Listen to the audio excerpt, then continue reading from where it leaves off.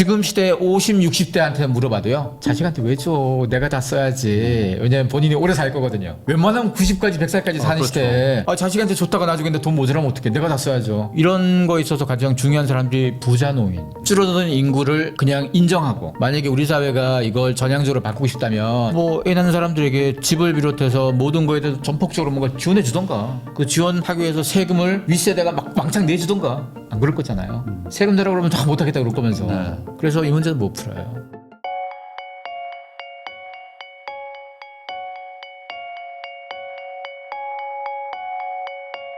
돈이란 건 민주주의가 아니잖아요. 골고루 모든 사람에게 다가서서 벌 필요가 뭐 있어요. 돈이 제일 많이 되는 동네 가서 있어도 되는 거잖아요. 상위 시장이 사실은 왜 중요한 건가 하면요. 노인들 중에서도 상위 노인들이 굉장히 중요한 게 옛날 상위 노인들은 그 돈을 다 자식한테 줬어요. 옛날 사람들은 기본적인 태도가 내가 벌었지만 내가 쓰는 게 아니고 우리 가문, 우리 자식을 위해서 다음 때로 물려준다를 대부분 갖고 있었어요. 지금 한 80 넘으신 분들은 다 그래요. 네. 근데 지금 시대 50, 60대한테 물어봐도요. 자식한테 왜 줘? 내가 다 써야지. 왜냐면 본인이 오래 살 거거든요. 웬만하면 90까지, 100살까지 사는 그렇죠. 시대에 자식한테 줬다가 나중에 돈 모자라면 어떡해. 내가 다 써야죠. 대부분 사람들이 경제활동이 한 6, 70부터 끊기잖아요. 그러면 뭐 노후자금 집에 엄청 많이 쌓아둔 것도 아닐 거고 연금 빠나잖아요. 네. 그러면 선택지는 내가 쓰는 거예요. 다 자산들을. 그래서 이런 거에 있어서 가장 중요한 사람들이 부자 노인. 부자 노인들이 그 돈을 어떻게 쓰게 만들 거냐. 이제까지 노인들 하면 건강, 요양 뭐 이런 것만 쓴다고 생각했는데 부자들한테 옷 팔아야 되고요. 부자 노인들한테 요트 팔아야 되고요. 네. 부자 노인한테 세컨드 하우스도 팔 수도 있고요. 70이어도 한 채 살 거니까 네. 별장 사놓고 한 10년 더 누려도 되고. 네. 우리는 보통 이런 걸 하면 보통 좀 더 젊은 층 4, 50대 자산가에게 팔아야 되지 않을까 했는데 이제는 생각이 좀 바뀔 필요도 있다는 거고. 아, 그러면 이런 분들이 약간 영 올드라고 하는 뭐 그 율드족 뭐 이렇게 그쵸, 영올드가 되겠죠. 사람들인가요? 맞아요. 아, 그럼 이분들은 과거에 이제 우리가 막연하게 떠올리는 할아버지 할머니랑은 좀 생각이 다르다. 맞아요. 우리가 할아버지 할머니 대부분 사람들이 노인이란 말을 떠올렸을 때 가장 먼저 뭐가 떠오르나요 머릿속에? 뭐 흰머리에 허리 구분 뭐 이런 거. 그런 이미지에다가 돈이라는 거랑 연결시키면 돈을 잘 안 쓰는. 돈도 잘 안 쓰지만 돈 없다, 가난한 돈이 이런 없다. 느낌, 네. 빈곤 느낌 많이 네, 들었어요. 네, 네. 전체 노인을 우리가 다 상대할 건 아니에요. 그럴 수도 없고 네. 그럴 필요도 없고 기본적으로 우리의 상대는 상위 1% 노인, 10% 노인, 20% 노인 이런 순서로 상대하는 거예요. 제일 위에 팔 게 뭔지 그 팔 걸 내가 트라이할 수 있는지 그러면 제일 위부터 시작해야 돼요. 왜? 그들이 제일 잘 반응할 수 있는 거니까. 단위도 크니까. 1% 시장은 내가 못 간다. 사실 나는 그 정도의 캐파는 안 된다. 그러면 10% 시장, 20% 쭉 내려오다가 정 안 되면 밑에까지 오겠죠. 근데 밑에까지 제일 밑에 시장은 제일 치열하고 제일 남는 게 없는 시장이겠죠. 근데 처음부터 가장 치열하고 남는 거 없는 시장부터 두드릴 필요가 없잖아요, 사람은. 네. 위부터 두드리기 시작해야 돼요. 그래서 내가 지금은 30% 시장밖에 못 건드리고 자산 그 정도밖에 안 돼, 30% 수준밖에 안 되는 사람들한테 팔 수 있는 메시지만 내가 갖고 있는데 언젠간 내가 한 1%한테 팔고 싶다. 그러면 지금 30%를 하면서 1%를 상대하는 건 달라야 되는 거잖아요. 그걸 상대하기 위해서 내가 어떤 능력을 더 갖춰야 되고 뭘 더 바꿔야 되고를 한쪽 트랙에서 하고 있는 건 거죠. 그러면 한 5년 뒤에 내가 1% 상대하는 걸로 올라갈 수 있겠죠. 그럼 아무래도 이제 뭐 이렇게 상위 어떤 소득이나 어떤 자산을 가지고 있는 노인들의 어떤 뭐 니즈도 알아야 될 것 같은데 그런 분들이 뭐 지금 제일 뭐랄까 뭐 바란다거나 뭐 이런 거 그런 니즈는 KB 같이 금융사에서 주기적으로 부자 보고서가 나와요. 네네. 나오니까 보시면 돼요. 왜냐하면 대부분 거기서 KB에선 자산 슈퍼리치를 300억 보거든요. 네. 300억 이상, 순자산 100억, 총자산 300억, 그리고 그 밑에 등급의 부자, 뭐 일반 부자 쭉 그레이드가 있어요. 근데 슈퍼리치일수록 나이가 많죠, 당연히. 얘들은 없어요. 다 나이가 많은 사람들이에요. 그래서 그런 보고서에서 슈퍼리치들이 도대체 뭘 쓰는지 의식주를 300억 이상들이 보통 한 달 쓰는 게 4천 얼마인가 정도를 쓰는 것 같더라고요. 순수하게 쓰는 돈. 네네. 뭐 적금 들고 이런 거 말고 뭐 그냥 대출금 갖고 이런 거 소비로 몇천 쓰기 1년에 한 5억 이상 쓰는 건 거죠. 네. 그런 돈 중에서 놀랍게도 옷 사는 돈도 많지만 공부한 돈이 많아요. 공부. 자기개발비, 교육비 이런 게 많아요. 부자들일수록 아침 일찍 특급 호텔 같은데 쭉 돌아보세요. 아침 일찍 가는 그런 조참 포럼들 되게 많거든요. 비싸요 그런 거 다. 다 노인들이에요. 노인들이 거기 가서 그거 밥 먹고 호텔 조식 먹고 강연 한번 듣고 그럼 나가는 거예요. 그렇게 해서 정보를 듣는 게 노인들 입장에선 돈은 보통 돈을 써가지고 정보를 사서 버는 거잖아요. 그렇죠. 그런 측면에서 역시 한국에 돈 많은 나이 많은 부자들은 공부를 많이 한다. 이것도 얻을 수 있고 뭐 옷도 그렇지만 꾸미는 것도 그렇고 여행도 같은 여행지를 가더라도 여행에서 쓰는 것 자체가 다르잖아요. 여행 갈 때 이코노미 타는 사람하고 비즈니스 타는 사람하고 1등석 사람 다르잖아요. 네. 누리는 게 다르면 호텔도 다르잖아요. 하룻밤에 2, 300짜리에 사는 사람하고 30짜리에 사는 사람하고 5만 사는 사람이 다 다르잖아요. 네. 그래서 적어도 내가 뭘 팔 수 있는 사람인지, 내가 얼마짜리를 팔 수 있는 사람인지를 명쾌하게 우선 이해하는 게 먼저 필요하고, 본인이. 네. 본인 캐파가 그거밖에 안 되는데 뭐 슈퍼리치 상대 이거 말이 안 되잖아요. 그래서 본인이 뭔가 이해하고 그다음에 각 타겟별로 이해해서 사실 그레이드를 좀 옮겨가는 것도. 요즘에 확실히 그 노인분들도 뭐 다이어트나 뭐 이제 운동 같은 것도 뭔가 젊은이들 못지않게 훨씬 더. 그럼요. 네. 근데 사실 생각해 보면 지금 40대 50대인 분들이 뭐 좀 나이가 있다 뭐 이렇게 해도 이분들도 다 예전에 뭐 PC 통신하시고 맞아요. 컴퓨터 다 다루던 그런 분들이기 때문에 그냥 뭐 나이가 좀 더 있다 뿐이지 뭐 지금 젊은 세대랑 뭐 사고 다를 방식이 거 많이 없어요. 다를 것 같지는 않아요. 그리고 지금 60대 정도는요, 잘 꾸민 60대들은 뭐 한 40대, 일반적인 40대 정도로 보이고, 네. 그 정도 꾸미는데 이제 피부과라든가 뭐 굉장히 많은 돈을 쓰죠. 네. 그 돈을 쓰는 걸 당연시 여겨요. 그 정도를 당연시 여기는 사람이 되게 많아요. 그러니까 아무래도 이제 평균 수명이 많이 길어졌기 때문에 길어지니까. 앞으로 아직도 한 30년 더 살아야 그쵸? 되는데 이런 생각 90 사는 사람들한테는 60이면 한창이죠. 기억도 안 난다 야 이러겠다. 그렇죠. 한창 어릴 때인데 재밌는 네. 거 많이 해야지 이러는 네. 거고. 네. 그 60이 그런 상태인데 4, 50은 더 하죠. 네. 4, 50은 완전 청년인 거니까. 아 그렇군요. 그럼 또 하나 좀 여쭤보겠습니다. 그냥 궁금한 것 중에 하나 아마 많은 분들도 그 고민하는 것들 중에 하나일 네. 텐데 요즘 연예인들 세대 교체가 전혀 안 된다 안 이런 되죠. 얘기도 있고 그리고 맞아요. 이제 막 30대 후반인데 여전히 막내인 프로그램들도 많고 그러니까 예전에는 뭐 30대 초중반이면 이미 막 메인 MC하고 했던 분들이 이미 똑같이 그대로 50대인데 하고 계시고 이러잖아요. 이게 그냥 이 우리 30, 40, 50의 세대가 가장 많고 이 사람들이 같이 나이 먹어서 이렇게 가는 건가요? 아, 그런 것도 있고요. 텔레비전이라는 매체 메인 독자, 메인 시청자들이 4, 5, 60대예요. 4, 5, 60대다 보니까 네. 4, 5, 60대에게 가장 익숙한 애들이 계속 잡고 있는 건 거고. 네. 거기다가 방송국에서도 PD라던가 뭐 힘 있는 애들은 다 4, 50대가 있고. 네. 그리고 오랫동안 세대 교체하지 않고 오랫동안 롱런하는 사람들 보통 4, 50대인 거죠. 진행자들. 그렇죠. 20, 30대가 못 껴들어요.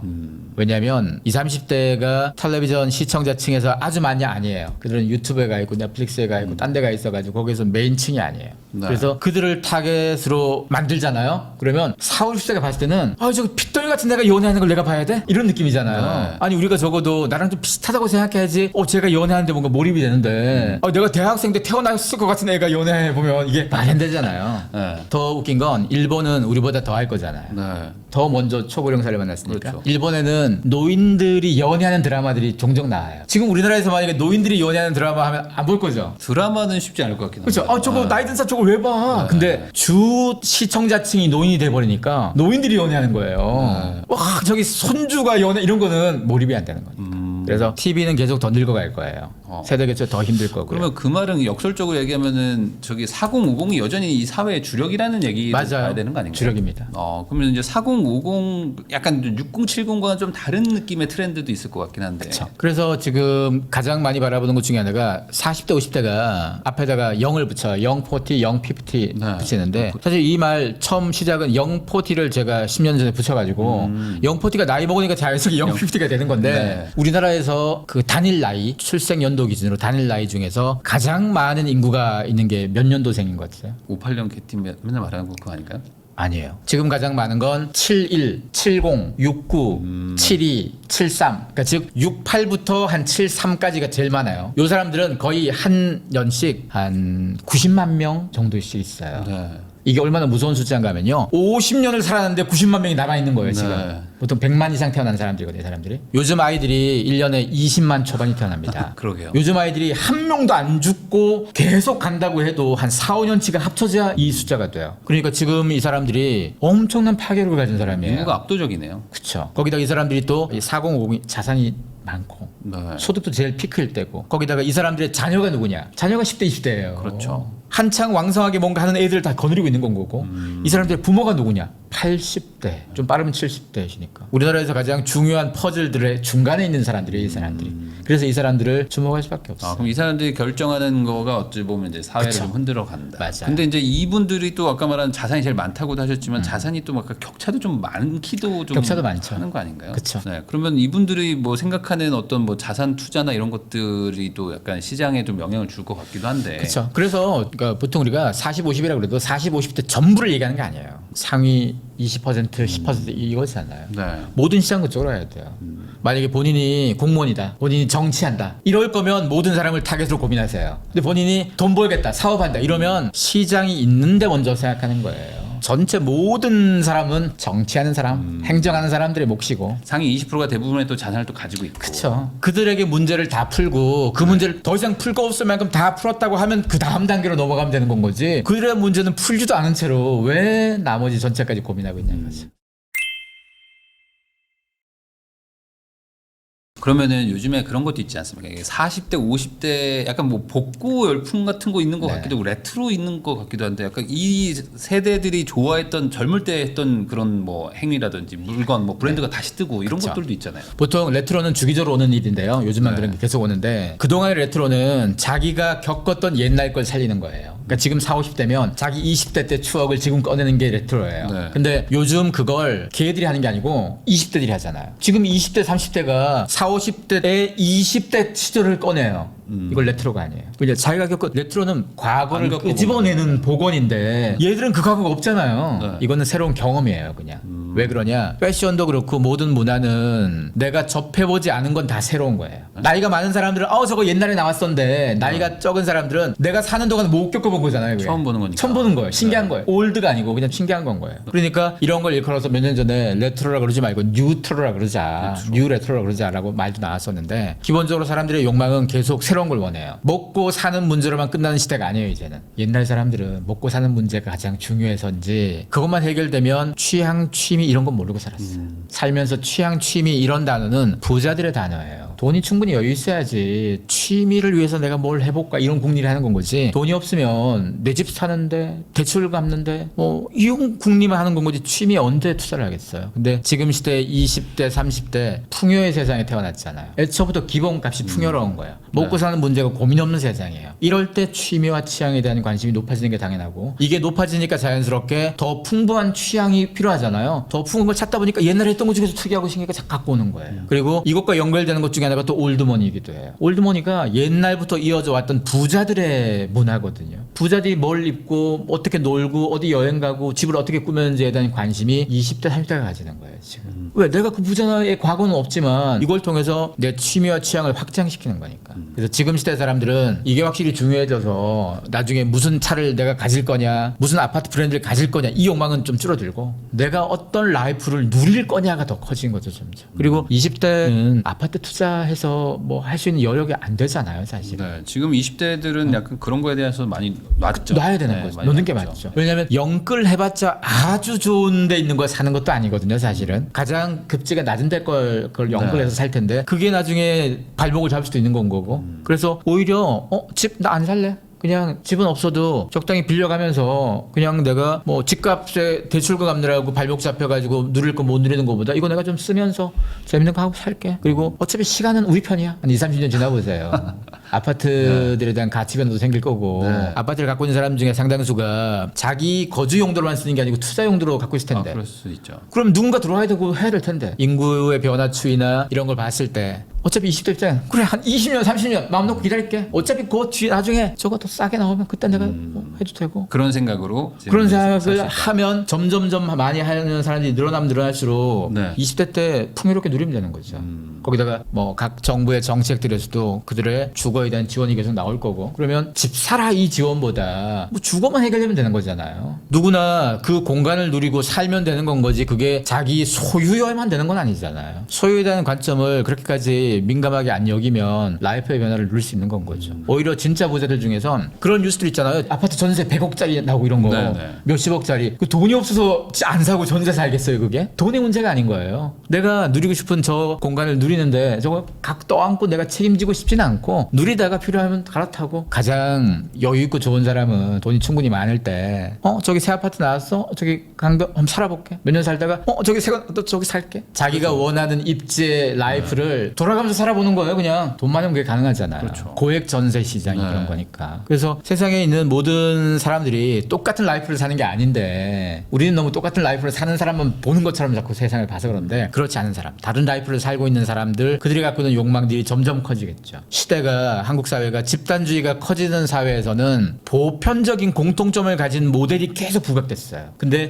개인주의로 가면 갈수록 그 모델은 자꾸 시시해지고 아주 희소하고 특이한 모델들에 대한 욕망들이 자꾸 생길 거기 때문에 그런 측면도 우리는 봐야 됩니다. 근데 이제 우리나라는 어찌됐든 간에 뭐 부동산 얘기해 주셨지만 부동산이라는 게 뭐 이제 아파트 위주로 가고 있고 워낙 획일화도 돼 있고 그러니까 뭐 사는 것도 다 그냥 일반화가 다 돼 있고 뭐 이렇게 가야 돼 모험다원도 다 정해져 있고 뭐 이러는 구조인데 이게 어쨌든 이게 시간이 지나서 깨진다는 게 그럴 것 같기도 한데 좀 막연할 수도 있을 것 같고는 생각이 그렇죠. 듭니다. 그러니까 모든 사람들이 합의한 게 뭔가면 아파트를 통해서 부를 축적하자 이 화두로 합의했으니까 계속 그걸 가는 거죠. 지금 뭐 다 그 길로 가고 있잖아요. 근데 만약에 이게 바뀔까? 나 그냥 집으로 그거 안 할게. 집으로 부 축적 안 할게. 나 그냥 일해서 돈 벌고 소소하게 그냥 살게. 이런 노선으로 만약에 사람들이 다 돌아서 보세요. 애초에 20대들은 집으로 부의 축적 자체가 불가능하잖아요. 불가능한 사람들이니까 애초에 진입하기가 훨씬 어려울 거고 그렇죠. 그러면 그들은 원건 원치 않건 간에 집으로는 안 돼. 그냥 내가 일상을 좀 누리고 편하게 해볼게. 그래서 요즘엔 아예 그냥 뭐 해외 투자나 뭐 이런 거 하시는 분들도 좀 많은 것 같기도 하고 그쵸. 굳이 뭐 집 말고 다른 걸로 하겠다는 분들도 있는데 그러면 이런 상황과 어떤 분위기에서 어떤 요즘에 어쨌든 사회 문제가 뭐 어쨌든 출산율 뭐 이런 건데 다시 반등할 여지가 더 불가능해요. 없어지는 출산율 반등은 전 세계적으로 한 역사가 없어요. 유지는 한 적이 있어도 반등은 없어요. 근데 이렇게 되면 결국엔 어쨌든 뭐 경제를 유지하고 또 운영해가는 뭐 정부든 뭐 정치인들 입장에서는 이 인구 감소를 그냥 내비둘 수는 없는 구조인 거 아닙니까? 아니요, 이건 내비두고 말고를 떠나서 수십 년간 별별 트라이 해봤는데 한국 사회에서는 불가능해요. 그럼 우리나라는 그냥 이대로 가는 거예요. 줄어드는 거예요. 그리고 전 세계적으로 보면 미국도 그렇고 웬만한 유럽 국가들도 다 인구는 계속 줄어요. 출산율이 인구가 유지가 되려면 2가 돼야 돼요. 2명에서 2명이 나야지 유지가 되는 거죠. 전 세계 선진국 그 어떤 나라도 2인 나라 없어요. 대부분 1.5 내외 정도. 다 같이 줄어들고 있죠. 다 줄어들어요. 줄어드는 이유가 아이를 낳아서 이 개념보다 대부분 사람들이 특히나 20대, 30대 아직 결혼 안 한 사람들 입장에 한번 대보면 아직 낳지도 않은 아이의 미래를 위해서 내가 담보 잡혀가지고 이것저것 다 하고 사는 거 하고 내가 내 인생 하고 싶은 거 하고 사는 것하고는 다른 인생이잖아요. 옛날 사람들은 결혼하고 아이가 낳는 순간 자기 꿈이 다 사라지죠. 그게 30살이 됐건 뭐 언제가 됐건 간에 인생 그때부터의 인생은 자식을 위한 인생, 가족을 위한 인생이죠. 근데 요즘은요 50이 되고 60이 되어도 꿈을 계속 갖고 있어요 사람들이. 이게 다른 거예요. 옛날 사람들은 아니 뭐 나이 먹어서 무슨 꿈이야? 아니에요 이제는. 그러니까 자식을 바라보는 태도, 집을 바라보는 태도 이게 옛날에 고정되었던 그걸 계속 유지한다고 볼 수는 어려워요. 그리고 정부가 이제까지 해왔던 게 무슨 패착이 있어서 못했다가 아니고 할 수 있는 방법을 웬만큼 다 해봤는데 못한 거거든요. 앞으로도 나올 수 있는 경우의 수를 다 해봐도 쉽지 않아요. 그래서 출산율은 반등이 거의 힘들 거고 인구는 계속 줄 거고 다만 수명이 길어지니까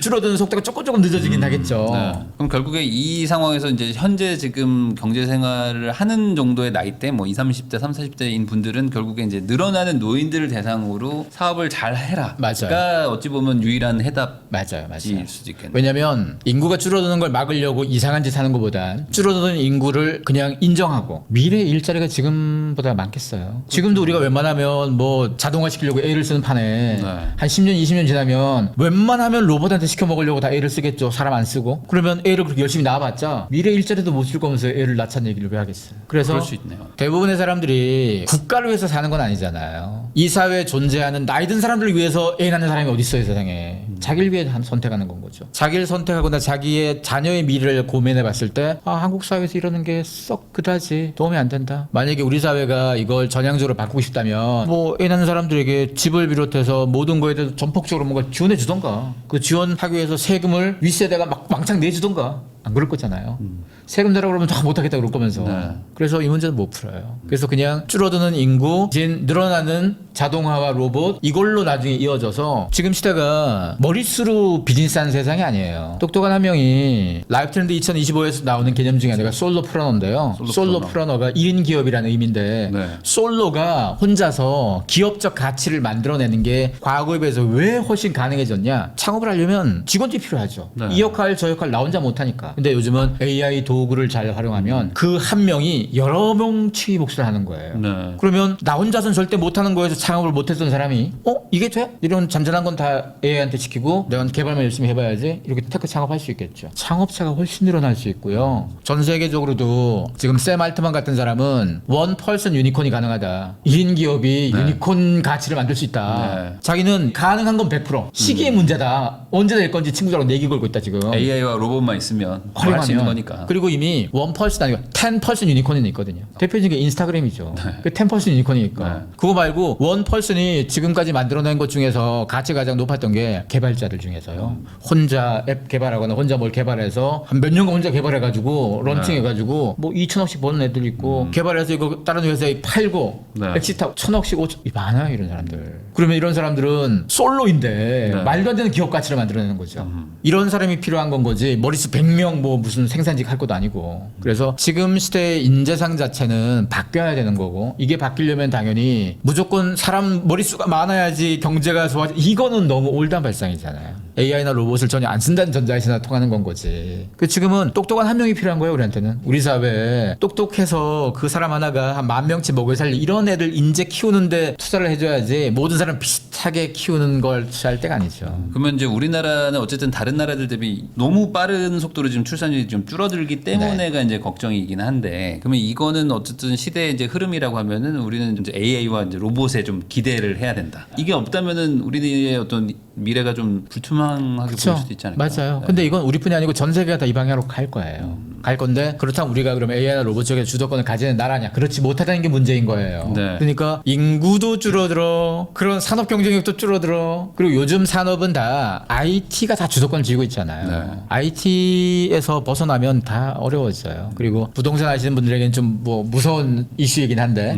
그 중에 하나가 AI at work라고 그래서 일하는데 AI가 전방위로 활용이 되는 거죠. 그러면 미국의 빅테크들이 작년 올해 구조조정 되게 많이 했거든요. 대량 인구 되게 많이 했어요. 왜 많이 하느냐? 업 자체가 바뀌는 거예요. 그 이전까지는 뭐 광고하려면 어떤 파트가 필요했어? AI로 자동화시키기 다 필요 없어요. 사람 다 빼고. 그러면 기존 사양하던 업 없애고 역할 없애고 하다 보니까 웬만한 테크 회사에선 직원 뭐 10% 20%씩 다 정리했어요. 이렇게 되니까 뭐가 문제냐? 오피스 공실률이 말도 안 되게 높아졌어요. 미국 전체 오피스 공실률이 한 20% 좀 넘어요. 역사상 지금 거의 최대 수준까지 왔고 가장 심각한 게 샌프란시스코 하면 테크 기업들의 뭐 동네잖아요. 샌프란시스코의 지난 분기 오피스 공실률이 거의 37, 8까지 왔어요. 5년 전에 2019년에 팬데믹 전에 샌프란시스코 공실률이 3점 몇 프로였거든요. 3점이면 거의 제로랑 마찬가지예요. 그렇죠. 오피스는. 근데 지금 30몇 프로까지 왔다? 이거 지금 한 2, 3년 더 갈 거라고 보고 있어요. 그러면 거의 한 40, 50, 60% 갈 건데 왜 이렇게 오피스가 남아도느냐? 직원을 잔뜩 정리했고 잔뜩 정리해도 다 돌아가요. 머릿수가 줄어들어도 생산성이 높아지니까 또 돌아가요. 그러면 오피스가 너무 필요 없잖아요.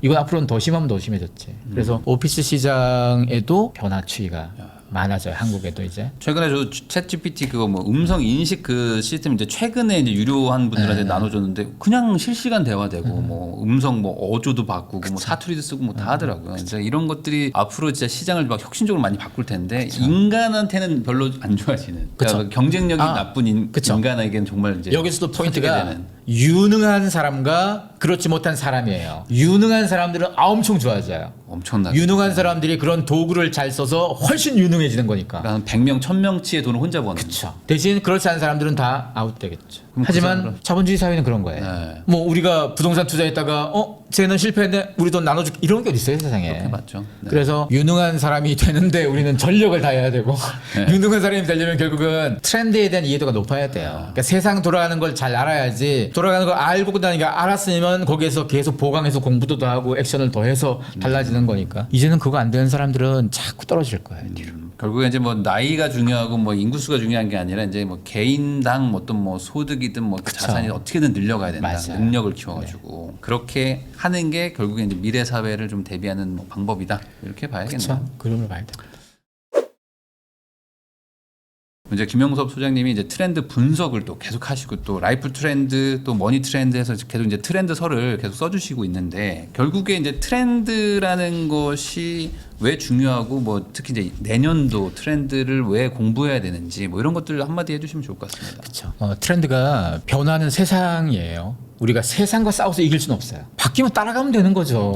그거 뭐 억지 부리면서 뭐 왜 버티고 있어요. 따라가면 되는데. 우리가 트렌드를 알아가는 이유가 우리보다 훨씬 센 힘이 있는 거예요. 세상의 변화는. 그 센 힘을 알아야지 우리가 잘 거기서 묻어나고 같이 올라타고 하는 거라서. 그리고 연말에 트렌드책 한두 권 읽었다고 트렌드를 다 하는 게 아니에요. 사실 기업은 트렌드에 엄청 돈 투자할 거잖아요. 그렇겠죠. 큰 사업 벌리고 큰 투자하는 건데. 근데 부동산 쪽에 투자하시는 개인이라 할지라도 투자 금액이 작진 않아요. 적어도 뭐 억 단위는 들어갈 수 있고 이걸 투자하는데 한 2만 원짜리 책 한 거 보고 끝내면 안 되잖아요, 이거. 시중에 나와 있는 트렌드 책이 꽤 많습니다만 웬만하면 다 훑어보세요. 쭉 훑어보다 보면 뭐 한 대여섯 권이 되고 10권이 훑어보세요. 훑어보다 보면 그거 다 사봤자 술 한두 잔 먹는 값이죠. 훑어보면서 뭘 찾느냐? 이 책에서는 안 달았는데 이 책에서는 뭘 달았느냐? 이 책, 저 책, 저 책이 똑같은 걸 요걸 달았네. 이런 걸 보면서 좁혀가는 거예요. 네. 내가 더 관심을 더 가져야 될 것들을 좁혀가는 작업들을 하는 거예요. 그렇게 해서 각 개별 책들이 주지 못한 것들을 자기가 섞어가지고 답을 찾고 그 답을 찾아놓으면 어떻게 할 거냐? 매달 한 번씩 이 답이 어떤 식으로 전개가 되는지 지켜봐야 돼요. 트렌드는 살아있는 생물 같아서 뭐 국제 정세가 바뀌거나 어떤 신기술이 나오거나에 따라 계속 바뀌는 게 많아요. 네. 그걸 계속 움직여가면서 내가 뭐 한 6개월 뒤에 액션을 취할 거다. 투자 액션을 취할 거다. 그럼 6개월간 계속 지켜봐야 돼. 얘가 어떻게 변하는지를. 그런 다음에 가장 6개월 최신 시점을 근거해서 판단해서 투자하는 건 거지. 6개월 전에 알았던 거, 1년 전에 알았던 걸 근거로 6개월 동안 아무 변화 없겠지라고 뛰어드는 건 너무 위험하잖아요. 그것도 그렇죠. 이게 돈 들어가는 네. 일인데 이게 네. 돈 안 들어가고 그냥 혼자서 노는 시뮬레이션 게임이면 아무 상관없는데 큰 돈 들어가잖아요. 그래서 트렌드를 좀 꼼꼼하게 또 트렌드를 공부하는 접근으로 외우는 게 아니고 공부하는 접근으로 보시면 충분히 좋은 답들 많이 있을 겁니다. 저는 뭐 개인적으로 요즘에 뭐 탕후루 이런 게 좀 폐업한다고 하는 것들도 보면서 참 안타깝기도 하고 그런 것들이 어찌 보면 어떤 한 사람에게는 정말 인생을 좌우할 수 있는 돈이기도 맞아요. 할 텐데 이런 것들이 이런 트렌드라는 큰 흐름에도 역행하는 선택들을 했기 때문에 좀 그렇게 또 손해 보는 그쵸. 것 같기도 맞습니다. 하고 그러니까 결국에 이런 트렌드라는 거는 꼭 좀 공부할 필요가 있고 또 이제 연말이어서 하는 게 아니라 그냥 연중 계속 또 그렇죠. 수시로 봐야 되는 할 거죠. 필요도 있는 것 같습니다. 이 트렌드 분석 전문가이시기 때문에 사실 네. 뭐 1년 내내 그 어떤 트렌드의 변화 계속 이제 찾아보고 계실 거 아닙니까? 그렇죠. 사실은 연말 연초에 관심 가지는 건 독자가 그런 거고 그렇죠. 연구자는 1년 내내 관심 가지고 사실 기업은 뭐 매달 매분기 새로운 이슈를 원하니까 그러니까요. 그래서 기업들이 전달받는 거와 일반 독자가 전달받는 좀 차이가 좀 있어요. 아무래도 이런 비싼 책이나 정보는 좀 다르죠. 연말은 어찌 보면 이제 결과물인 거고 그쵸. 오히려 이런 책 이후에 이제 오히려 지금부터 또 이제 준비하셔가지고 그렇죠. 계속 내년에 새로운 또 게 나오는 거고 그러니까 이게 참 트렌드라는 게 그만큼 준비할 것도 많고 바뀌는 것도 많다면 이제 실제로 세상에는 많은 그런 트렌드의 어떤 변화가 있는 것 같기도 하거든요. 맞습니다. 그러면 올해 뭐 제가 생각했을 때 가장 큰 열풍은 뭐 프로야구도 있겠지만 이게 약간 러닝인 것 같긴 하거든요. 그렇죠. 러닝 열풍이 굉장히 많이 지금 뭐 모든 사람들이 지금 하고 있을 정도인데 과거와 달라진 게 있어요. 네. 과거에도 러닝을 안 한 게 아니거든요. 그렇죠. 뭐 한 10년 전에도 나이키가 하는 대회들 꽤 많았었고 여기저기서 러닝한다는 특히나 한 20년 전만 해도 마라톤 조깅한다는 아저씨들 되게 많았었거든요. 하지만 그때는 열풍이라고 부르지는 않았어요. 왜 요즘 열풍이냐? 20대, 30대 여성들까지 하고 있는 거예요. 그러니까 러닝이 원래는 건강을 위해서 하는 거죠. 건강 운동 차원에서의 러닝이 있잖아요. 최근 들어서는 스타일로서의 러닝도 있죠. 멋지게 입고 신발도 좀 좋은 거 신고 내가 러닝한다 이거 인스타그램에 좀 올리는 것도 그렇고 그러니까 내가 러닝한다가 이제는 멋진 말이 된 거예요. 네.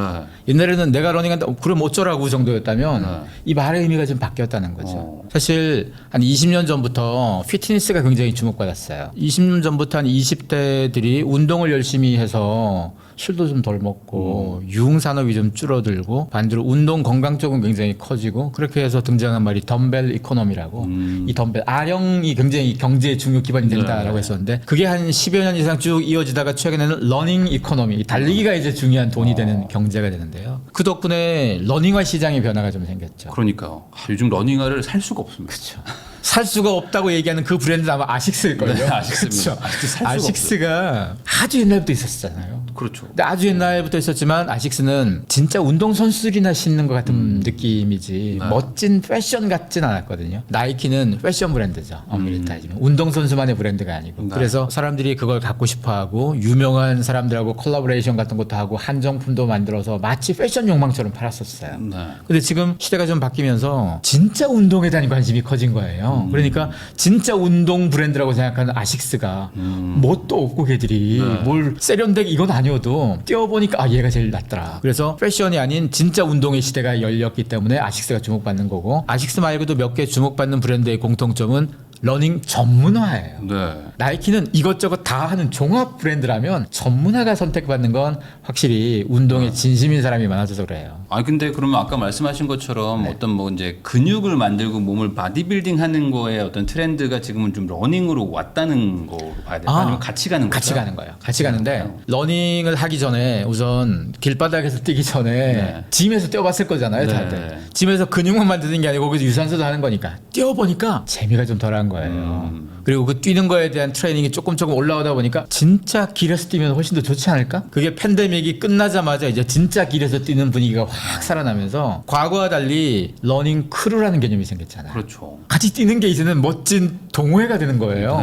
옛날에는 달리기 동호회 하면 왠지 조기 축구의 아저씨 같은 느낌이었다면 지금 확 달라진 것처럼 최근 한 2, 3년 새 우리만 그런 게 아니고 전 세계가 그래요. 아, 전 세계가. 전 세계가 다 이 흐름 때문에 러닝화 전문 브랜드도 각광받고 관련된 시장도 좀 바뀌고 사람들이 점점 러닝에 관심 가지는 게 운동만 하는 게 아니죠. 열심히 뛴다는 건 내 건강 관리나 몸매를 위해서 뛴다는 건 먹는 것도 신경이 좀 그렇죠. 달라지는 거죠. 술을 훨씬 덜 먹겠죠. 술뿐이겠어요? 몸에 안 좋다 싶은 것들은 점점 꺼려 할 거고 이렇게 해서 자기의 몸매가 좀 더 멋져 보이게 만들어 두면 옷의 변화도 생길 여지가 있죠. 그래서 러닝이라는 것은 그냥 피트니스가 선발 투수였다면 선발 투수가 쭉 가는 중간에 러닝이 중간 게이트로 한번 지금 들어온 차원이에요. 그래서 이 흐름이 계속 이어져 가고 그리고 러닝 열풍은 계속 갈 수밖에 없는 이유가요.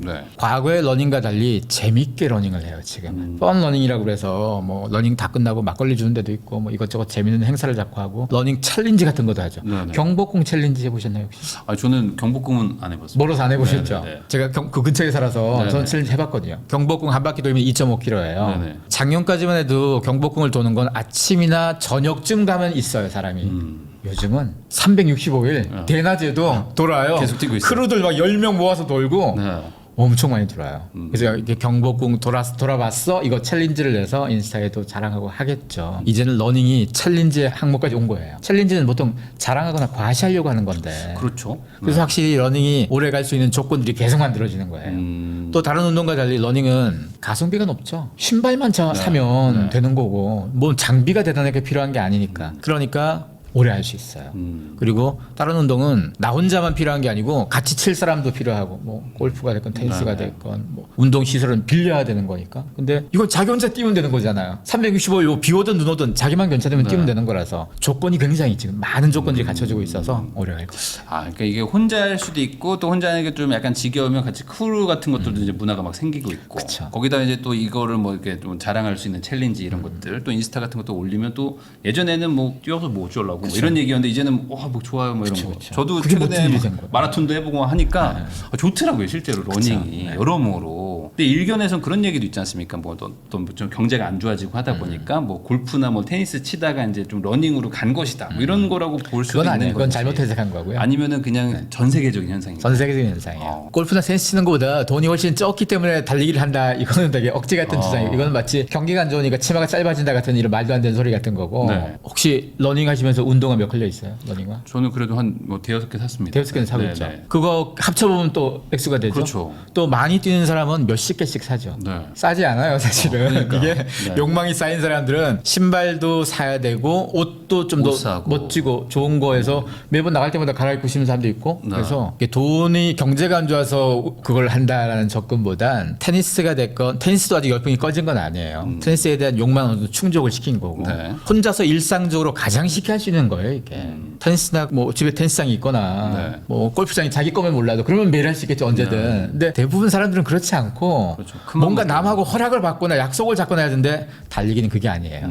그래서 과거 시대라면 운동에 대한 욕망이 이렇게 크지 않았기 때문에 운동 반짝하다 끝나는 거 아닌가 싶을 텐데 지금 욕망이 얼마나 커졌냐면요. 비싼 수입차 탔을 때 하차감 이거보다 몸매가 되게 좋았을 때 그 느낌이 훨씬 더 좋아요가 많을 수 있어요. 지금은 자기 몸이 뭐 근육질이 됐건 뭐 슬림하고 이거 자체가 굉장히 중요한 화두가 된 시대여서 그래요. 그래서 그걸 이루기 위해서 우리가 투자를 하는 건데 러닝은 일상에서 할 수 있는 가장 좋은 습관 같은 건 거죠.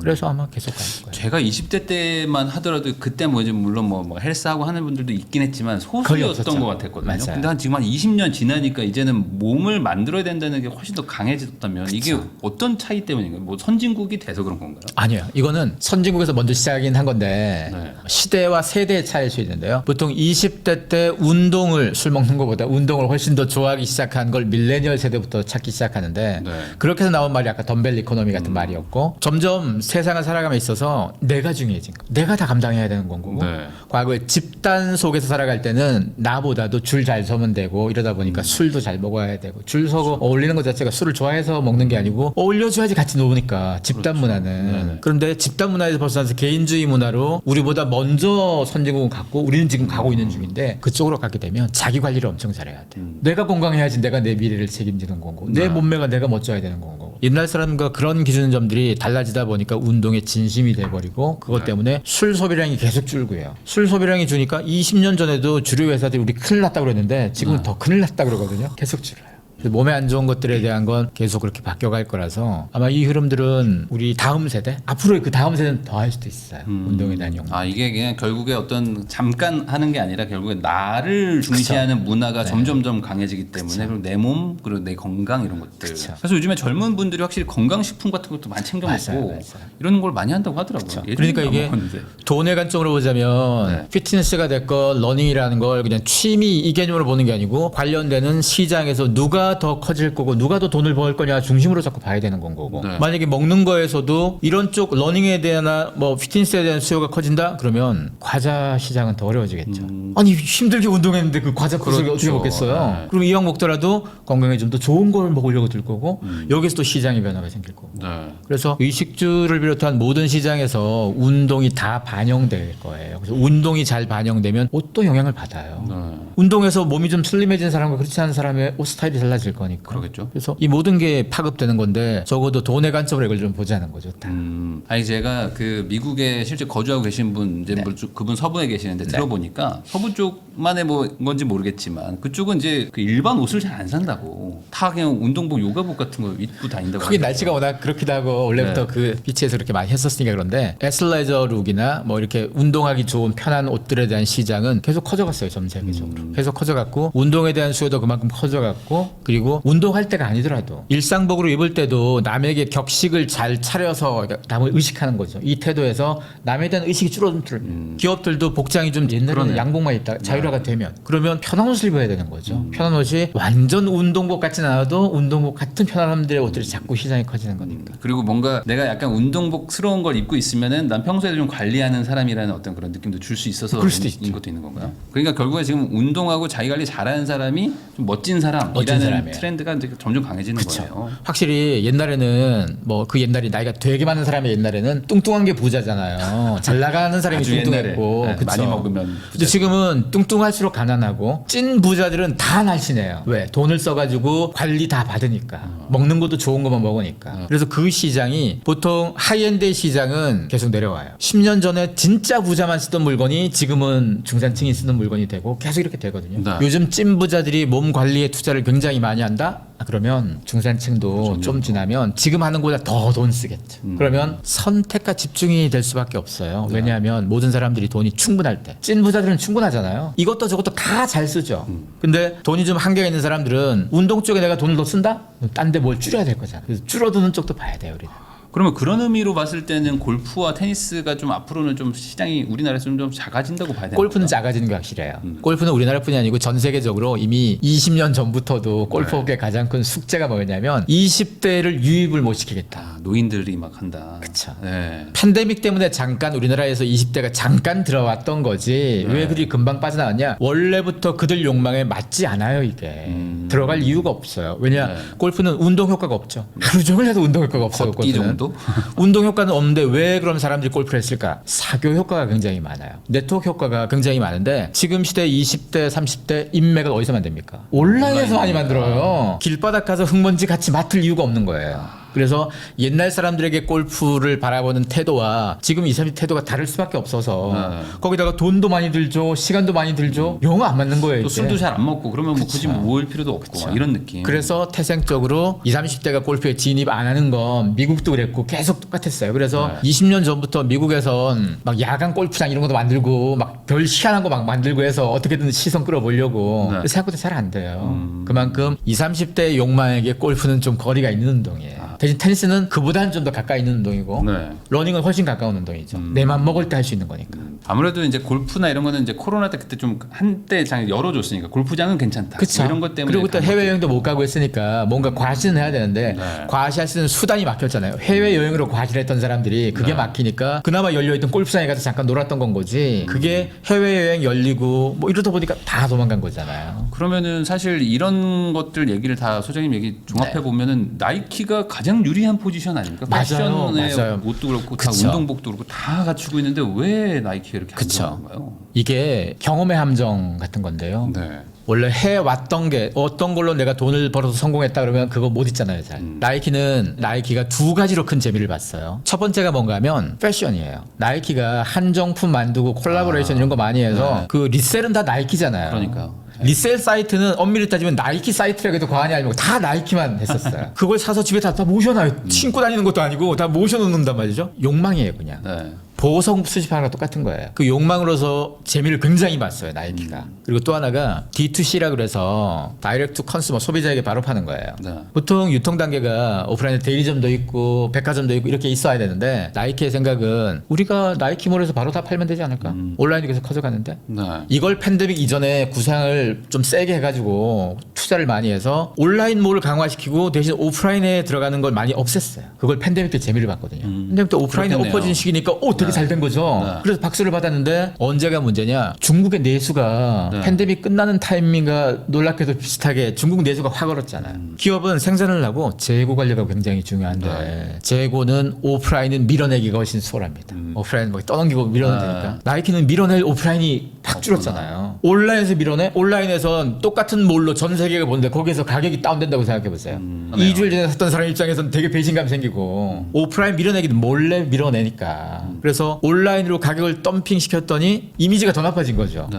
재고 처리 때문에 사실 나이키가 굉장히 어려워진 거예요. 나이키가 신발을 못 만드는 건 아니고 네. 여전히 멀쩡하고 나이키 러닝가 괜찮아요. 다 괜찮은데 그 두 가지 때문에 네. 패션에 너무 집중했다. 그다음에 오프라인을 좀 죽었다. 이 두 가지 때문에 이 상황에서 문제가 된 건데 지금처럼 러닝이 커지면서 찐 운동에 대한 관심이 커지니까 야 쟤들은 찐 운동보다는 패션이지 이 이미지 때문에 더 조금 마이너스가 되고 오프라인에서 그 재고 처리를 못하다 보니까 거기서 좀 손실이 좀 생기고 그리고 이 상황 속에서 아식스가 굉장히 많이 뜨는데 네. 아식스는 찐 운동 브랜드잖아요. 뭐도 없는 찐 운동. 그리고 또 누가 떴냐? 온러닝 호카 같은 애가 떴죠. 얘들은 러닝 전문 브랜드잖아요. 얘들은 나이키가 오프라인을 좀 소홀히 할 때 나이키가 빠진 자리를 뭐 매장이 빈칸으로 놔두진 않을 거 아니에요. 거기 뭔가 들어와야 되는데 호카라 오는 신생이잖아요. 네. 브랜드에서는 되게 약한 거죠. 나이키가 빠져 있으니까 공간이 생기고 공간이 생기니까 밀어넣을 수도 있고 나이키가 도와준 거예요. 엄밀히 따지면 온갖 호카를. 네. 계속 그렇게 해서 걔들은 오프라인에서 계속 성장이 되고 그런데다가 러닝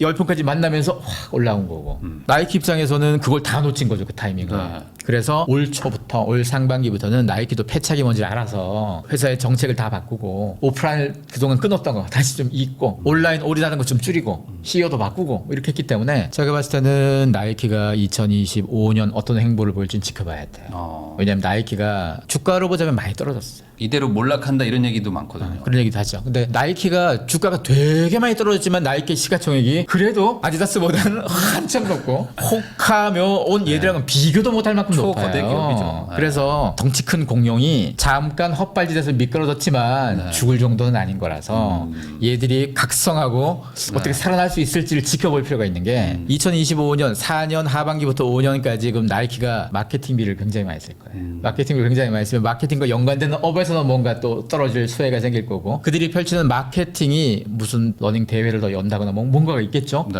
그것도 연결되는 누군가는 또 수혜를 입을 수도 있는 거라서 나이키 뒤를 잘 쫓아가는 것도 누군가는 필요하고. 그러면 나이키가 성공할지 여부는 뭐 아직 모르더라도 방향은 확실히 설정했다. 그쵸. 근데 나이키 정도의 회사면 저력 있는 애들이기 그렇죠. 때문에 네. 그렇게 한 번 실수를 할 수 있어도 그것 가지고 회사가 무너진다고는 너무 오반 것 같아서. 사실 나이키가 러닝화가 뭐 이제 선수용, 완전 엘리트용은 또 잘 만드는데 맞아요. 이제 밑에 라인이 조금 뭐 좀 다른 거 대비 조금 그리고 브랜드가 밑에 약하니까. 라인이 이미지 때문에 그래요. 밑에 라인도 다른 제품이랑 비교해서 보면 뭐 블라인드 테스트하고 보면 비슷할 수도 있는데 뭐 얼마나 차이 나겠습니까? 사람들 입장에선 제일 비싼 건 나이키가 괜찮아. 근데 그 외 나머지는 쟤들은 패션이지. 쟤들이 찐 운동을 뭘 알겠어 이런 느낌이라서 그런 거고 찐 운동 전문 브랜드는 쟤들은 진짜 뭘 알겠지 이런 느낌인 거잖아요. 왠지 더 좋다. 그쵸. 아 근데 실제로 요즘에 그래서 아식스 주가도 엄청 오르고 맞아요. 아식스 주식 사야 되는 거 아니냐고 하면서 사람들이 어떻게 사요? 뭐 이런 거 물어보시는 분들도 있고. 이미 아식스가 작년부터 가파르게 굉장히 많이 올라가 있어요. 네. 지금 이게 계속 주가 추이가 계속 간다고는 보기가 어려울 수도 있는 게 아식스는 수요에 비해서 공급이 좀 제한적이죠.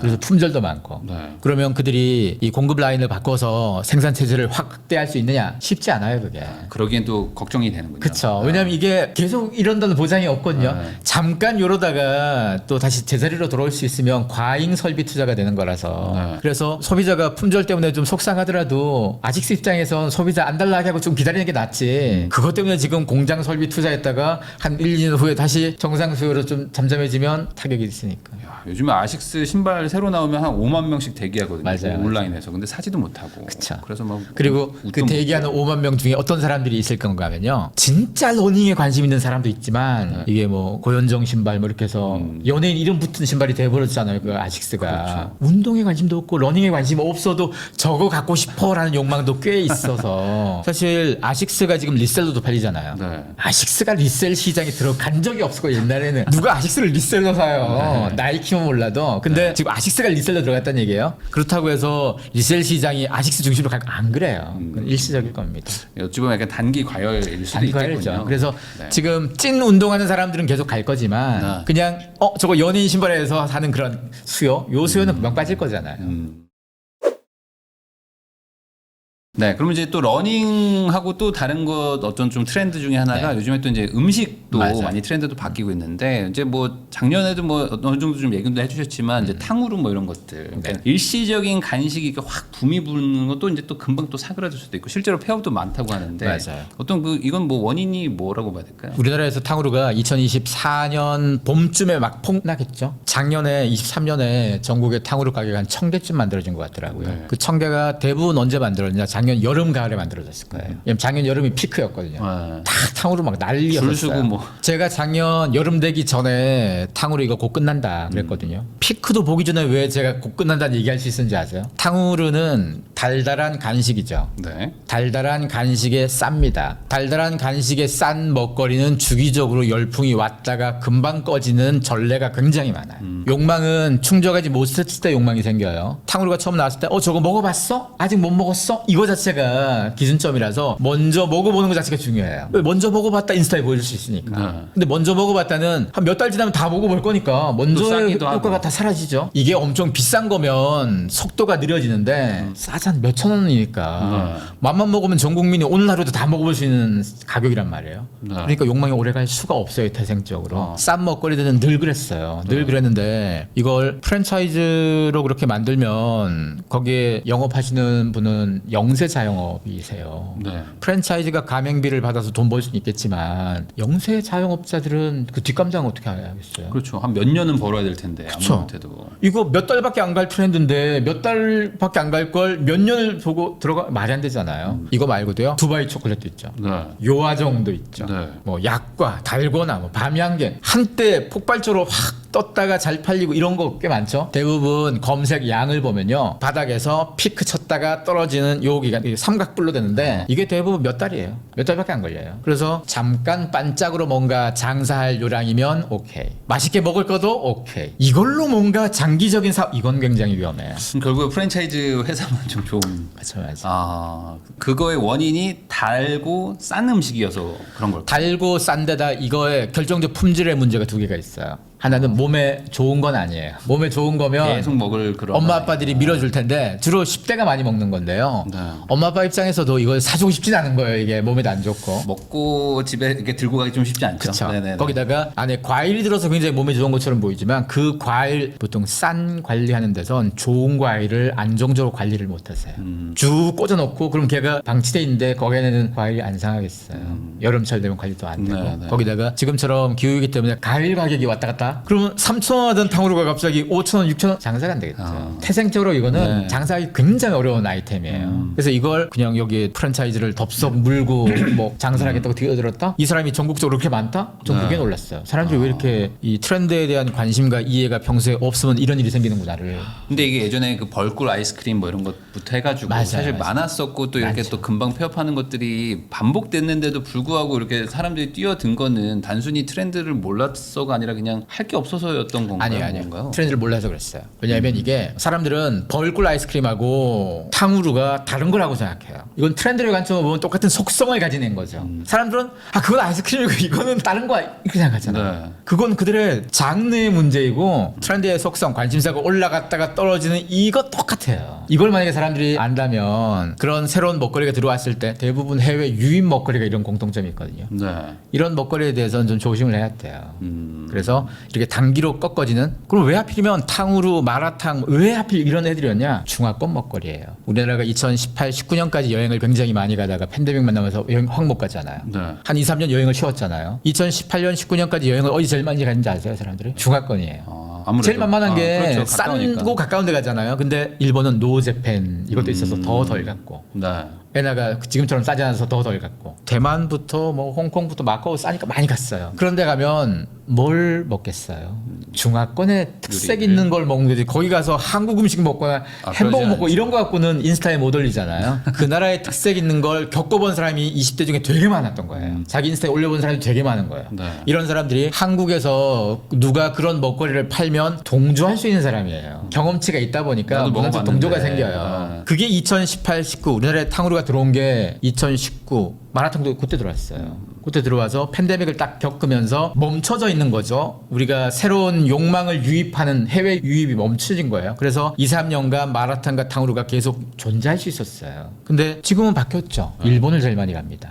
작년 원래 20대가 제일 많이 그렇죠. 가고 일본이에요. 네네. 그 말은 일본에서 먹었던 일본의 달달한 간식 중에 뭔가가 또 나오죠. 이렇게 재현되듯이 폭발적 인기를 끌고 확 사라지고가 한 두세 개는 더 나올 거예요. 그 후보들도 몇 개가 있어요. 그래요. 네. 그러면 지금 방금 말씀해 주셨던 것 중에 마라탕은 그래도 좀 어느 정도 좀 자리를 잡은 거 아닌가요? 이게 그쵸. 마라탕. 여기서 차이가 있어요. 네. 보통 디저트는 달달한 걸 먹는 거죠. 달달한 디저트, 값싼 이 흐름들은 왔다가 꺾어지고 이거 계속 반복돼요. 마라탕은 매운 음식이에요. 한국 사람들이 기본적으로 매운 음식에 대한 이 열망이 굉장히 높은 나라여서 네. 매운 음식인데다가 그게 애들이 먹는 간식이 아니고 어른도 먹고 다 먹는 식사예요. 식사라는 싼 게 게 가장 아니잖아요. 큰 거군요. 식사이기 때문에 네. 한번 문화적으로 정착이 되면 오래 갈 수 있어요. 마라탕을 먹는데 남한테 자랑하려고 먹는 건 아니거든요. 그렇죠. 그냥 내 입맛에 매운 게 땡겨서 계속 네. 먹는 거고 한번 먹었더니 맛있어 계속 먹는 건 거고. 그래서 식문화는 그 특정 문화의 아이템이 한국 사람이 받아들일 조건만 맞으면 오래 갈 수 있어요. 마라탕도 그렇고 뭐 베트남 쌀국수 같은 것도 우리가 원래 네. 국수 잘 먹는 문화권이니까 뜨끈한 국물에 잘 통하는 거니까. 쌀국수 그런 거는 일면 또 비슷하네요. 그렇죠. 그런 네. 것도 오래 가요. 어. 오래 가는데 달달한 간식 먹거리는 오래 가기가 정말 어려워요. 대부분은 오래 가는 거 실패했어요. 아니 마라탕을 실제로 먹어보면은 뭐 이렇게 자기가 담을 수도 있고 하니까 뭐 나름 또 건강하게 먹으려고 그러면 또 건강하게 그쵸, 또 그쵸. 챙길 수도 있으니까. 그러면 이제 마라탕은 좀 우리나라에서 이제 사실상 이제 쌀국수처럼 그러면 자리를 좀 잡았다. 됐어요. 그래서 제가 검색량을 봤더니 네. 마라탕의 검색량은 계속 이래요. 몇 년째. 항상. 탕후루는 이랬다가 이렇게 됐고. 그러니까 한때 탕후루가 마라탕보다 훨씬 트래픽이 높았어요. 네. 뭐 장난 아니었죠. 근데 확실히 마라탕은 잔잔하게 먹던 사람이 계속 먹는 건 거고. 그러니까 재미삼아 먹어보는 거는 간식은 재미삼아 먹죠. 근데 마라탕은 딱 드는 순간 나 매운 거 못 먹어. 아예 진입을 안 하잖아요. 나 매운 거 좋아해. 한 번 먹은 사람은 계속 오래 갈 수 있는 거고. 해서. 그럼 저 여기서 그냥 갑자기 궁금한 건데 베이글이나 도넛 이런 것들도 이제 막 한때 막 계속 유행하고 지금도 좀 아직 여전히 막 매출도 잘 나오는 걸로 알고 있는데 이런 그쵸. 거는 조금 다른 개념이에요. 그 베이글과 도넛도 모든 베이글과 모든 도넛이 아니고 특정 도넛 그렇죠. 가게와 특정 베이글 가게잖아요. 네. 그건 도넛과 베이글이라는 그 보편적 음식에 대한 욕망이 아니고 그 특정 브랜드에 그걸 먹었다에 대한 측면이 커요. 왜냐하면 그거는 모든 사람들이 먹고 싶다고 해서 모든 사람들이 먹을 만큼의 공급량이 안 되잖아요. 그리고 대부분은 현장에 가서 먹어야 되는 거잖아요. 줄을 엄청 쓰거든요. 그거 혹시 줄 서서 먹어보셨나요? 네, 저도 한번 줄 한번 섰었습니다. 그럼 줄 서서 먹었을 때랑 아니면 누가 사준 거 한번 먹어봤을 네. 맛이 완전 다르죠. 갖고 오는 동안도 맛이 달라졌겠지만 결정적으로 그 공간 꾸며놓은 거에서 먹는 느낌하고 왜 거기서 먹을 때는 인스타그래머블하게 찍을 수가 있어요. 집 식탁에서 이거 놓고 먹으면 어느 가게 베이글인지 구분도 잘 안 되고 그래서 이 욕망은 굉장히 희소한 욕망이에요. 지금 특정 베이글 가게, 특정 도넛 가게의 욕망은 그런 건 약간 마케팅과 브랜드를 그쵸, 잘한 그쵸. 것이다. 맛집에 대한 욕망이니까 그거는 이건 좀 다르게 봐야 되는 거군요. 그러면 좀 이것도 한번 좀 궁금합니다. 그러면 결국에 지금 뭐 이렇게 유행하는 거 보면 아주 단 거 아니면 막 되게 매운 거 이렇게 네, 맞아요. 좀 이렇게 자극적으로 가는 맞는 것 같기도 하거든요. 근데 또 이제 건강을 생각하는 트렌드랑은 또 좀 다른 것 같기도 하고. 근데 이게 좀 이렇게 자극적인 맛을 추구하는 것도 어떤 트렌드인가요? 그렇죠. 기본적으로 사람들은 뭘 먹었을 때 자극적이어야지 확 강렬함도 생기고 뭐 이런 게 생겨서 보통 외식에서 파는 음식들은 대부분 좀 자극적이잖아요. 그렇게 만들어야 되고 네. 슴슴하게 하면 맛없다고 보통 얘기하니까 네. 건강한 음식은 집에서 먹는 거죠. 밖에서는 자극적인 걸 먹는 건 거고 모든 사람들이 삼시세끼를 다 집에서 먹을 수는 없잖아요. 그리고 매일 건강을 다 챙길 수도 없어요. 가끔 한 번씩 운동을 열심히 하는 사람도 가끔 한 번씩 그렇게 좀 먹자 튀김도 먹고 그런 날이 있잖아요. 네. 그런 것처럼 그래서 두 가지로는 계속 갈 것 같아요. 건강에 대한 욕망하고 자극적인 음식 욕망 이 두 개. 그러면 혹시 샐러드 쪽이 우리나라도 막 더 강해질까요? 그냥 궁금함입니다. 이거는 왜냐면 이제 샐러드는 어쨌든 건강이고 집에서도 먹을 수 있는 뭐 이런 건데. 근데 샐러드 가게 시장보단 건강에 대한 관심이 커지고 하면 집에서 음식을 만들어 먹는 수요가 요리해 커질 먹는. 거예요. 만들어 먹는 건 원물을 먹는 거죠. 네. 보통 우리가 먹는 가공된 걸 먹는 것하고 원물을 먹는 것 자체가 다른 거잖아요. 그러니까 뭐 채소만 먹는다고 건강한 게 아니고 고기를 먹던 뭐 먹던 다 원물 자체를 먹는 게 건강한 건 거니까. 그래서 샐러드도 어디서 사서 누가 잘라준 걸 먹는 게 아니고 내가 채소를 해먹는 가지고 거. 먹거나 아니면 내가 채소를 키워서 먹거나 이런 쪽 욕망이 점점 더 커지는 건 거죠. 근데 이런 얘기들을 결국에 종합하면은 네. 이게 결국에 나를 위한 거긴 하지만 나를 위한 일을 하는 거는 사실 남들이 안 알아주잖아요. 그러니까 알아볼 수가 없잖아요. 내가 공개하지 않으면. 그렇죠.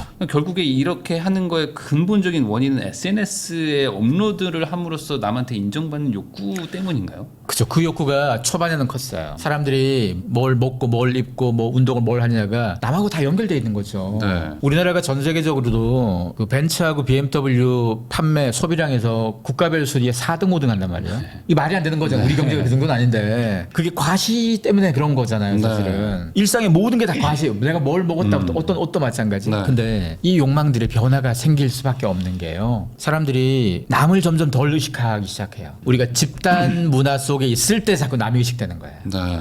집단 문화에서 벗어나서 개인주의가 점점 커진다? 남이 날 뭘 어떻게 생각해도 뭔 상관이에요. 나만 즐거우면 되는 건 거죠. 네. 그래서 선택되는 것 중에 하나가 고급 가구예요. 고급 가구나 고급 오디오는 나만 듣는 거예요. 나만 가지는 거예요. 차, 백, 시계 이건 들고 다니면서 자랑하기가 좋아요 되게. 근데 집에 있는 가구를 들고 다닐 수도 없고 친구를 집에서 부르지도 않을 거면 또 사진을 찍어서는 그 맛이 안 날 거고 네. 진짜 본인을 위한 투자예요. 그러니까 제가 내년 트렌드 중에 하나로 꼽은 머니 트렌드 말고 트렌드 내용 속에 하이엔드 체어가 있어요. 그게 뭔가 하면 비싼 여기 나온 체어죠. 거 라이프 트렌드 2025에 네네. 비싼 체어요? 비싼 체어. 비싼 체어가 내년 트렌드예요. 왜냐하면 의자가 비싸봤자 얼마나 비싸냐 아시겠지만 보통 1인용 의자 좀 괜찮은 거 한 1,000만 원대에서 뭐 소파 3인짜리 한 3, 4천 가는 거 많고요. 네. 그 제품이 옛날에는 부자들만의 시장이었어요. 지금은 부자만의 시장이 아니고 좀 더 내려와가지고 없어서 못 팔아요. 구하는 사람이 너무 많아서 네. 되게 비싸잖아요 의자가. 네. 가구들 그런 데서 나온 가구나 조명 다 비싸요. 비싼데도 왜 이렇게 사느냐. 그래도 벤츠나 BMW 4등 5등보다는 아직 우리가 가구 시장에선 전 세계로 순위도 못 얻을 만큼 뒤에 있는데 이게 지금 끌어올려진다는 얘기는 남한테 안 보여줘도 상관없다. 내가 더 중요한데. 네. 뭐 어차피 지나다니면 다 수입차 다 좋고 뭔 상관이야 저게 남의 차. 그냥 나는 저런 거 신경 안 쓰고 내가 좋은 거 할래. 날 위한 투자. 이런 사람들이 날 위한 투자를 하는 게 오히려 과시가 되는 거야 이제는. 벤츠 나 벤츠 나 현대차 타는데 대신 나 집에 내가 혼자 쓰는 의자 이거 2,000짜리인데 이게 더 멋진 일이 되는 거예요. 그리고 야 너 샤넬백이야? 나는 그 돈을 내 운동에 투자해 몸매 봐. 이게 훨씬 더 멋진 거죠. 그렇게 생각하면 사실 그게 맞는 것 같기도 해요. 네. 그래서 과시의 욕망 자체가 좀 달라져서 우리나라가 명품 시장도 굉장히 일찍 열렸거든요. 네. 그렇게 잘 살지 못할 때부터 한 20년 전부터 백, 뭐 루이비통 백 집집마다 있을 정도였으니. 근데 그때 열렸던 명품도 그렇고 수입차 시장도 한 10년 전부터 엄청 커졌고. 근데 가구 시장과 오디오 시장은 이제 커지기 시작하는 거예요. 모든 시장은 제일 위부터 시작해서 점점점 퍼져 내려오는데 명품하고 수입차는 제일 위는 한참 전이었겠죠 우리나라에서. 네. 뭐 한 4, 50년 전부터였겠죠 그들은. 그렇죠. 네. 그게 지금까지 왔다면 가구나 오디오 시장도 좀 변화가 좀 생기고 이 변화가 생기면 사람들의 태도가 더 달라질 거예요. 더 남 의식 안 하고. 아, 그러면 지금 우리나라는 약간 좀 비교 문화 이런 게 되게 좀 심각하다고 생각하는데 그런 것들도 이제 좀 시대가 좀 지나면서 좀 빠르게 좀 사라지는 그렇죠. 구조로도 갈까요? 왜냐하면 이 비교 문화가 강한 게 아시아권이 강해요. 네. 아시아권은 집단 문화를 많이 갖고 있다 네. 보니까 어울려서 계속 살아왔고 그러다 보니까 누가 잘 된다 누가 못 된다가 바로 보이는 사회예요. 네. 근데 서양에서 좀 더 개인주의적 사고를 가진 사람들이 아주 옛날부터 그들은 좀 확대됐으니까 회사 일 끝나면 회식 안 하잖아요, 얘들이. 네. 우리는 회식하는 걸 당연시 여기는 사람이 있었고 아니 일 끝났는데 집에 가지고 회식을 왜 해요? 회식 안 하면 약간 서운해하는 분도 있고. 그렇죠. 이게 네. 집단 문화에서 살다 보니까 이런 거예요. 근데 개인 문화에 살면 아니 내가 일 다 끝났는데 나도 쉬어야지. 내 개인 시간 가지. 왜 여기 어울려? 그런 사람들이 점점 많아질수록 회식 중심의 술집이나 식당은 계속 더 망할 거고. 대신 그런 사람들이 집에 가서 가만 잠만 자고 TV 볼 거냐? 아니요. 운동할 거죠. 관리할 거죠. 운동하고. 자기 개발 시장 더 커질 거고. 네. 그리고 남 신경 안 쓰니까 뭐 명품은 덜 살 수 있고 대신 자기를 위한 투자 더 많이 할 수 있고 네. 이 시장의 변화로 갈 여지가 굉장히 높아졌어요. 그러면은 저 그 집에 대한 수요도 그럼 조금 좀 바뀌는 건가요? 왜냐면 이 집이 우리나라는 어찌 보면 약간 좀 과시도 분명히 있거든요. 맞아요. 네. 근데 이거에 대한 것이 이제 사라질 수 있다면은 약간의 좀 집에 변화도 있을 대한 것 부분이 과시도 과시지만 한국 사람에게 집은 자산이잖아요. 가장 큰 자산. 네. 거의 대부분의 사람은 자기 갖고 있는 자산 중에 집이 압도적 비중을 갖고 있잖아요. 그렇죠. 그러면 이게 계속 가격이 올라야 자기 자산이 올라가는 느낌인 건 거죠. 근데 진짜 부자들의 세계는 어떠냐? 왜냐면 진짜 부자들의 세계의 사고가 시간이 지나면 꼭 내려오거든요. 점점 밑으로. 내려오니까. 진짜 부자들은 이미 한참 전부터 별장을 가졌고 네. 그러니까 별장의 얘기는 두 번째 집이라는 거죠. 그걸 두 번째 집이 나중에 올라서 더 비싼 게 팔아야 이게 아니잖아요. 공간을 확장시켜서 쓰는 네. 거고. 그러면 같은 서울에서도 단독도 하나 가지고 아파트도 하나 가지면서 왔다 갔다 살 수도 있고 임대 줄 필요 없이 돈이 있으면 그렇게 네. 살잖아요. 그리고 집안의 공간도 아파트가 가진 장점이 있죠. 황금성도 좋고 언제든 네. 팔고 싶을 때 팔 수 있으니까. 근데 단독 주택이 가진 장점도 많죠. 그걸 부자들은 많이 늘어왔고 단독에 대한 관심이 우리나라에서 다시 좀 불고 있다는 거. 그리고 지금 서울에서 전체 가구 수 중에서 단독 주택에 사는 가구가 몇 프로쯤 될까요? 뭐 아주 좋겠죠. 10% 이내인가요? 공동주택이죠. 대부분 다. 네. 아파트, 오피스텔, 뭐 연립 다 공동이죠. 이 공동 빼놓고 단독이 2%예요. 2%인가요? 2%인데 이 2% 중에서 재개발 할 애들 다 빼고 좀 괜찮은 찐들은 1% 미만이겠죠. 실제 살만한 집들은 1% 미만. 네. 그 중에서 좀 럭셔리한 집은 0.12%겠죠. 네. 이 욕망이 훨씬 더 희소하잖아요. 욕망은 흔해 빠진 것보다 희소한 게 훨씬 가치가 높아요. 이제까지는 수십 년간 우리가 아파트가 왜 계속 몰렸냐? 옛날에는 단독이 압도적으로 많았어요. 네. 시골 가면 다 단독이죠. 그렇죠. 양옥집. 서울이 지금 2%가 단독이지만 전국은 20%가 단독이에요. 어. 그 말은 지방에는 아직 단독이 많은 거죠. 엄청 많은 거죠. 양호부도 뭐 단층 많은 네. 거죠. 그런. 그러니까 이게 과거에는 아파트가 욕망일 수밖에 없는 게 흔해 빠진 단독 멋대가리 없는 것보단 훨씬 아파트가 좋았던 거죠. 웅장하고. 네. 근데 다 아파트예요 지금. 다 아파트니까 야 이거보다는 개성 있고 매력적인 단독이 더 멋지다. 이쪽으로 가는 거죠 자꾸. 네. 그래서 이걸 진짜 부자들은 진짜 좋은 단독을 가지겠지만 그렇지 못한 사람들은 거기까지는 아니어도 내가 뭐 조그만 거라도 뭐 저기 시골에 가지던 외곽에 가지던 세컨드 하우스를 가져서 평소에는 아파트에 살지만 이런 데서 살면서 단독으로서의 욕망을 좀 채울까? 왜냐하면 나이가 들고 은퇴하는 시점이 되면요 경제활동이 사라진 사람들이 대도시 샴푸방에서 뭐 하겠어요. 경제활동이 사라졌는데 자기의 여가를 위해서 자기가 뭐 산책 좋아하는 사람 등산 좋아하는 사람이면 산 밑에다 뭐 하나 공간을 놔두고 일종의 베이스 캠프를 놔두고 본가는 아파트에 살지만 거기서 왔다 갔다 거기서 쉴 수도 있고 이런 거 요즘 농어촌의 빈집들 중에서 뭐 1,000, 2,000짜리도 많고 농어촌에서 집 져봤자 뭐 얼마 안 하고 사실은 거기다가 뭐 외곽의 땅에다가 모듈로 지으면 또 굉장히 저렴하게도 지을 수 있고 이런 욕망들이 계속 커질 수 있는 건 거죠. 사실 그 이제 지금 한 60대 뭐 이런 분들 이제 어느 정도 이제 부모님 세대 정도 되시는 분들은 여전히 뭐 그 농막 이런 거 되게 좋아하시고 맞아요. 아직 그런 게 있는데 사실 이게 젊은 분들은 좀 저거 안 된다라고 아예 그냥 저게 뭔 돈도 안 되고 이거 후회한다 뭐 이런 생각하시는 분들도 그쵸. 있거든요. 이게 젊은 사람들이 투자에 접근을 하면 안 되는 거죠. 이건 투자로서의 욕망이 아니고 거기서 실제로 살면서 누리는 욕망에 대한 경험에 대해서는 욕망이에요. 3, 40대는 아직 아파트에 대한 욕망도 다 못 챙겼어요. 못 누렸어요. 지금 우리나라에서 4, 50대면요. 태어날 때 아파트에서 태어나서 네. 평생 아파트에 살고 아파트는 지겹고 뭐 이런 사람들 거기다가 경제력 어느 정도 갖춰지고 이러면 단독에 대한 관심이 생길 여지가 있는 거고 아직 20, 30대들은 아파트도 아직 못 가져봤고 가져봤자 아직 욕망을 충분히 누리지 못했고 여기서 한두 단계 더 갈아타고 싶은 건고 그래서 그들은 아파트가 더 맞는 거고 시간이 좀 지나면 좀 달라질 수도 있을 거예요. 왜냐하면 대부분 사람들은 자기가 봤던 멋진 걸 욕망하고 따라가려고 들어요. 전 세계 사람들이 폴로스를 한 번도 본 적이 없다. 롤렉스를 한 번도 접한 적이 없다. 아무도 욕망 안 하겠죠. 지금 20, 30대가 40, 50대 중에서 단독에서 멋지게 잘 사는 저런 라이프를 봤다. 구경했다. 좀 부러운데. 배 아픈데. 이런 욕망들이 자꾸 생겨요. 욕망은 충족이 금방 안 되니까 욕망이에요. 보자마자 들어가서 살 수 있어 이러면 욕망이 안 되는데 한켠에 그게 들어가 있는 거예요. 한 칸에 들어갔다가 그들이 5년 뒤, 10년 뒤, 20년 뒤 그들이 한 4, 50이 돼가지고 이제 내 집 팔면 저거 충분히 사겠는데? 노후 충분히 되겠는데 하면 넘어갈 수 있는 거죠. 그래서 장기적으로 단독주택은 분명히 큰 시장이 있을 거예요. 다만 보편적 대중시장이 아니고 럭셔리의 시장이고 럭셔리로. 상위권의 시장이죠. 아, 요즘에 또 연예인들이 또 약간 별장겸 해가지고 좀 근교로 이사 그쵸. 가서 아주 맞아요. 크게 지어놓고 그리고 뭐 집들이 하고 뭐 이런 것들이 막 올라오긴 하거든요. 그쵸. 이런 것들이 이제 조금 있으면 좀 어느 정도 좀 트렌드로도 바뀔 수도 있다. 왜냐하면 아파트가 가장 큰 단점이 벽과 천장과 바닥이 온전히 내게 아닌 거예요. 옆집 뒷집 다 묶여 있으니까 이 공간을 나 혼자 못 누리는 거예요. 사실 집에서 자기가 좋아하면 음악도 크게 들을 수도 있어야 되고 집에서 먹고 싶은 음식을 자꾸 먹어야 되는데 뭐 냄새 난다 옆집에서 뭐라 그러고 시끄럽다 그러고 집을 살살 그걸 말이 안 되잖아요. 그래서 아파트는 이런 불편함을 감수하고도 있는 가장 큰 이유는 황금성. 이거 나중에 되팔아서 그래도 수익 효과가 생기지 않을까 하는데 세상 모든 사람들이 그 단계만 생각하진 않아. 이미 그 단계를 이룬 사람들의 세계를 또 들여다볼 필요가 있는 거죠. 아 근데 그런 것도 있지 않습니까? 요즘에 막 반포나 이런 데 가면 뭐 평당 네. 2억짜리 아파트가 맞아요, 나왔다 뭐 이런 얘기들 나오고 그런 거 보면은 또 어찌 보면 뭐 평수나 이런 거 구조는 몰라도 럭셔리함이나 어떤 사람들의 인종 요건을 또 채워줄 수도 있는 아 근데 그 아파트 이건 또 다른 가봤는데요. 시장인가요? 가봤는데 네. 하나도 안 럭셔리예요. 그래도 인정받을 수는 있지 않습니까? 그렇죠. 그게 사람들이 뭔가. 어떤 집을 가져서 내가 자산이 이만큼 있다 여기에 대한 열망은 있겠죠. 명함 같은 그렇죠. 네. 근데 물론 그걸 온전히 대출 없이 다 사서 온전히 그게 내 자산이고 하면 몰라도 뭐 거기에서 온전히 돈 아닐 수 있는 사람이죠 상당수가.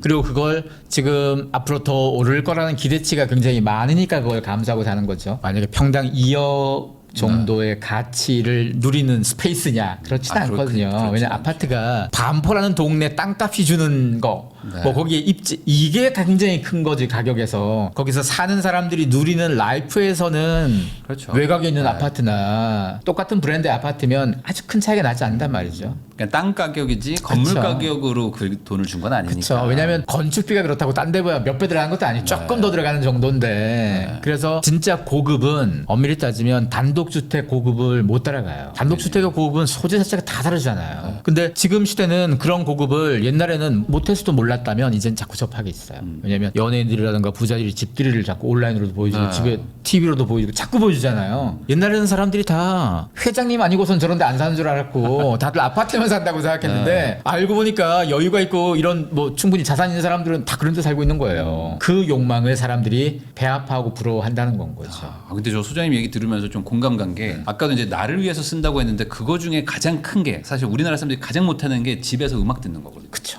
그걸 못하잖아요. 사실 이거 아파트 세대니까. 그리고 사치 중에 제일 사치가 공간에 대한 사치예요. 내가 아파트에서 이렇게 뭐 합리적인 이유긴 하죠. 투자로서 뭐나 뭐 여러 가지 이유로 나중에 대팔 때 엑시트할 때도 네. 가장 합리적이에요 아파트가. 네. 근데 그 합리라는 게 돈이라는 걸 빼놓고 나면 나 그 정도의 돈 충분히 더 있는데 다른 걸로 벌수 있는데? 그러면 그거 합리를 다 지울 수 있어요. 그럼 내 마음대로 내가 쓸 수 있는 공간의 사치가 아파트 이 층고가 높아봤자 잘 지어봤자 3m 안 넘어가요 웬만하면. 네. 단독은요 원하면 4m가 갈 수 있고 별거 다 할 수 있어요. 네, 이계층 뚫을 수도 있고. 그렇죠. 네. 그래서 그걸 통해서 자기가 뭘 좋아하냐. 어떤 사람은 음악 좋아하고 어떤 사람은 뭐 나 여기서 가구 만들어 보고 싶어. 별걸 다 할 수 있는 거죠. 자기 취미에 맞는 집 구조를 설계할 수 있는 거니까 이런 게 사치예요.